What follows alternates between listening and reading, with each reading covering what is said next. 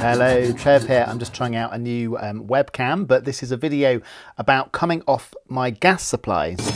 So some of you will have seen my videos about air source heat pumps. If you've not, I'll put a little link at the end. But part of that process was coming off fossil fuels and coming off gas. So the last bit was to come off gas completely. I only had a gas hob, so I already had an electric oven, but I still required getting all the engineers out and various communications, which I'll talk about in the video. So one of the issues that I've had since going onto a heat pump is that they estimate my gas reading because it doesn't really go up. So I have not really used gas since coming off. So they've put me on an estimated reading, which has been quite problematic each time calling British Gas to kind of say that, that my gas bill shouldn't have gone up. Okay, so I'm just taking you into my bathroom cupboard to have a look at, sorry, it's a bit messy still. This is my gas meter and the old pipes. So you can kind of see that's quite an old gas meter. They've been trying to get me to replace that to a smart meter for quite a while, but I hadn't got around to that, and it just made sense to disconnect the entire gas rather than do a smart meter and then disconnect it at another time. You can see now I've kind of cleared the cupboard out, so it's ready for the engineer to come. It was a little bit, took a little bit of time to get an engineer to come. I called Ofgem, I called British Gas, and was in a bit of a loophole kind of trying to arrange a date, but in the end they did come round fine. So very efficient, took the gas meter out and capped the pipe. There's still actually gas, one gas pipe coming in, the other pipes are old, an old sort of connection that I could get rid of, and you'll see later in the video. So we went about sort of sawing the remaining pipes off with a hacksaw.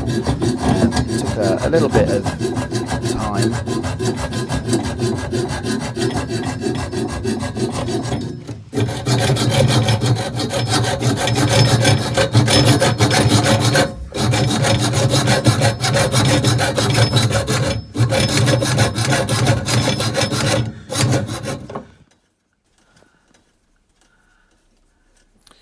Taking off the earth wires, but we got there in the end. So it's a little bit fiddly depending on where your gas supply is. But yeah, I did check with the engineer that this was definitely a pipe that I could cut before I started cutting it.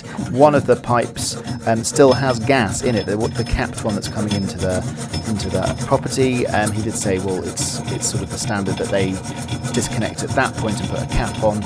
So if someone came in later and did want to have gas, then they could reconnect some gas.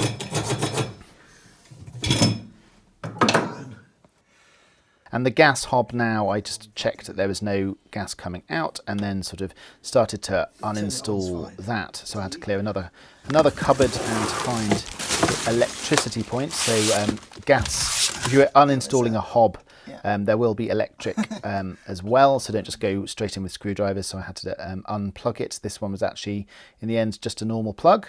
So yeah, it's a little bit dirty, but I didn't feel that I needed to clean it, considering I wasn't going to cook on it again.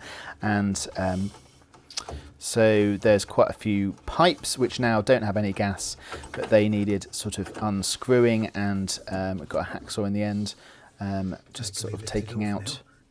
So here's the screws on the bottom of the hob, and yeah, there's a few to do. It's a little bit fiddly getting it out, but there was no reason to get anyone else to do that. I was fine to do that with the help of my dad. And we cut the electric wire once it had been unplugged and pulled. It's broken that seal. Fix the seal. Here. So the top of the hob just needed sort of breaking the seal. Once all the screws were off, breaking the seal all the way across, and then it sort of just kind of popped out with a bit of help. So yeah, in the end it was quite a straightforward process getting disconnected, but getting through to them. In terms of Ofgem said that it was the gas company that needed to do it, and the gas company did at one point, I think, say that it was Ofgem.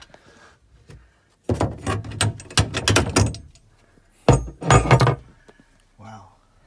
So the hob was out. I found a bit of wood from an old desk and just sort of attach that in above the hole. And I'm just using this hob. Yeah, I've kept the old sort of iron sort of heat plates. I thought they might be useful for putting things on that are hot from the oven or such like.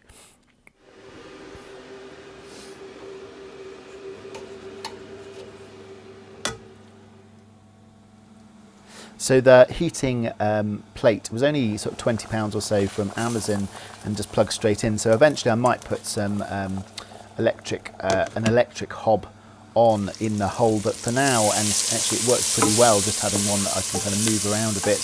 And people talk about induction hobs. There's other problems with induction hobs in terms of having to get different sorts of pans that don't sort of that work, that induce the heat. I don't know quite the technical term of it. So I'm going to stick with this for a while. But yeah, from not very much money, I can have an electric hob which works fine. It takes a while, well, a few minutes to heat up and a few minutes to cool down, but once you get used to that, it's absolutely fine. As you can see here, I'm doing some cooking, and yeah.